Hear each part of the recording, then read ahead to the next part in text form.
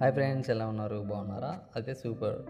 ఇవాళ అయితే ఈ వీడియోలో బెడ్ ఆఫ్ రైస్ వాటర్ అయితే కంప్లీట్గా చాలా డర్టీగా అయిపోయింది. సో వాటర్ అయితే చేంజ్ చేద్దాం. నేనైతే 2 డేస్ నుంచి అయితే వీటిని పట్టించుకోలేదు, బయటికి వెళ్ళాను. ఫ్రైస్ కూడా చనిపోయి ఉన్నాయి.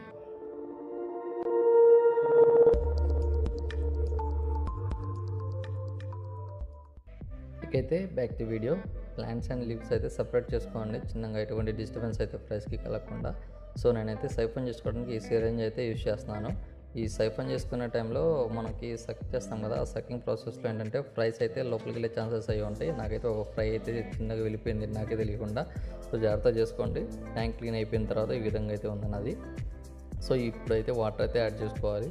ఈ ఆల్మండ్ లీఫ్ వాటర్ అనేది నేను ఆల్రెడీ స్టోర్ చేసుకున్నాను, ఆల్మండ్ లీఫ్ వాటర్. సో అదే మనకి ట్యాంక్లో అయితే వేసుకున్నాను అనమాట నేను. ఇప్పుడైతే మనకి ట్యాంక్ అయితే ఇలా ఉంది. సో ఫ్రైస్ కూడా ఆఫ్టర్ కాసేపటికి సెట్ అయిపోయినాయి అనమాట.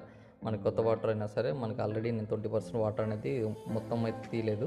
సో దాంట్లో కొంచెం ఉన్న వాటర్లోనే మనం అయితే ఆల్మండ్ లీఫ్ వాటర్ అనేది యాడ్ చేసుకున్నాను అనమాట. సో ఫ్రైస్ అయితే ఇలా హెల్దీగానే బాగానే ఉన్నాయి. ఇప్పుడు అయితే ఓకే అనమాట ట్యాంక్.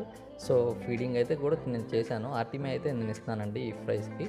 ఈ ఫ్రైస్ ఏజ్ కూడా ఏంటంటే 15 days ఓల్డ్ అనమాట. సో టోటల్గా 45 ఫ్రైస్ దాకా ఉన్నాయి. నేను ఆల్రెడీ 10 అయితే నాకు ఇప్పుడైతే కనబడ్డాయి, చనిపోయి ఉన్నాయి పాపం. అందుకని మనకి ఏంటంటే ఫ్రైస్ ఉన్నప్పుడు 1 day అయినా సరే ఇంపార్టెంట్ అండి, జాగ్రత్తగా కేర్ తీసుకోండి.